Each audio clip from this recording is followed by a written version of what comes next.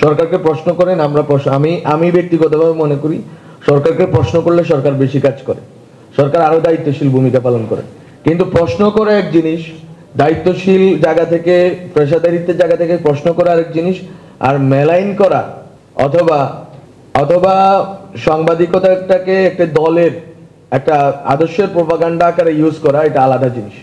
আমি খুবই অবাক হই, এই সুযোগে বলতে চাই, কয়েকটি পত্রিকা জুলাই অভ্যুত্থান লেখে না, তারা লিখে জুলাই আন্দোলন।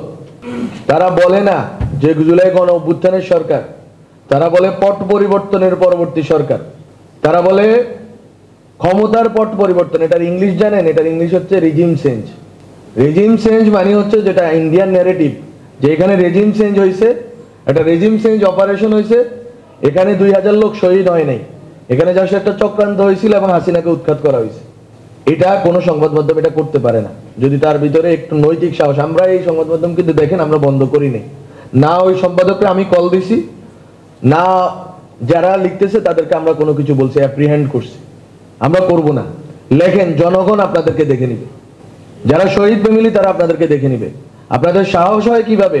আপনারা আপনাদের চোখের সামনে ঘটেছে, এটা কয়েক বছর আগের ঘটনা না, কয়েক মাস আগের ঘটনা।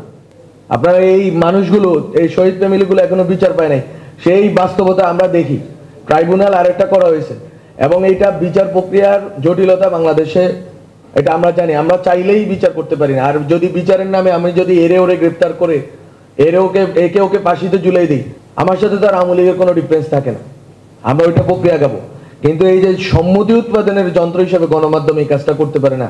অভ্যুত্থানের বিরুদ্ধে 7-8 মাস পার হলো মাত্র, এখনই আপনি লেখা শুরু করছেন, এটা একটা আন্দোলন, নিছক একটা আন্দোলন। এবং এইভাবে লেখা 34 দিনের আন্দোলন, 34 দিনের আন্দোলনের পরে আমি পত্রিকাটার নাম বলবো না, ওরা সদর্পে লিখে বেড়াচ্ছে। এগুলো খুবই দুঃখজনক অভিজ্ঞতা আমি মনে করি। আপনারা পেশিবাদের পক্ষে সম্মতি উৎপাদন করেন না। আপনারা জনগণ যখন প্রতিবাদ করে, অবশ্যই এখানে মব ভায়োলেন্স হয়েছে এবং মব ভায়োলেন্সের বিরুদ্ধে আমরা অবস্থান নিয়েছি। কোনো সংবাদ মাধ্যমে আজ পর্যন্ত কোনো আঘাত করতে দেওয়া হয় নাই এবং সামনেও করতে দেওয়া হবে না।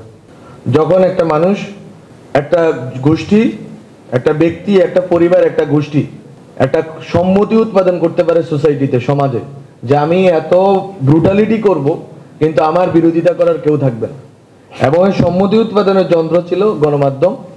এবং এই অর্থে গণমাধ্যমকে আমি কালকেও বলছি যে রাজনীতিকরণ, পলিটিসাইজেশনই মূলত সাংবাদিকদের শত্রু। সাংবাদিকদের এই কথাটা খুবই বোঝা উচিত, গুরুত্ব দিয়ে বোঝা উচিত, যে এই যে রাজনীতিকরণ হয়েছে সংবাদ মাধ্যমগুলোর, এটাই মূলত সাংবাদিকদের এই যে অধিকারহীনতা, এটার উৎস।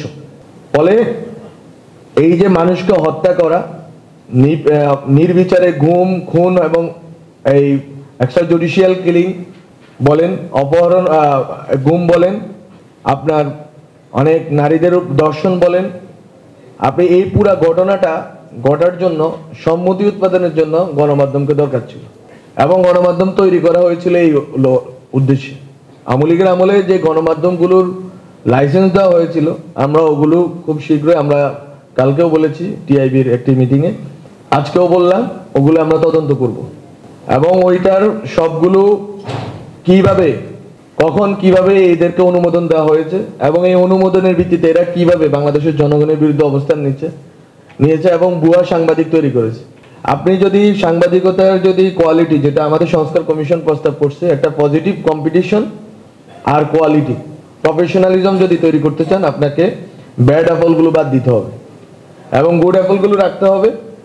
এবং গুড অ্যাপল, যেটা উনি বললেন সংস্কার কমিশনের প্রধান, যে এদের জন্য যাদের পত্রিকা বিক্রি হয় তাদের জন্য সুযোগ বাড়াইতে হবে। তাদের জন্য আমরা পত্রিকার সার্কুলেশনের ভিত্তিতে ডিএপির যেই আছে, সুবিধা আছে, সেগুলো বাড়ানোর চেষ্টা করব। আমরা হার বাড়াবো, বিজ্ঞাপনের হার বাড়াবো। আমরা যেভাবে হোক এই সুবিধা তৈরি করবো যে এখানে পজিটিভ মিডিয়া হবে, প্রফেশনাল মিডিয়া হবে। এবং আমি এটা আবার বলতে চাই যে আমরা চাই না এই সরকারের পক্ষে আপনারা লেখেন।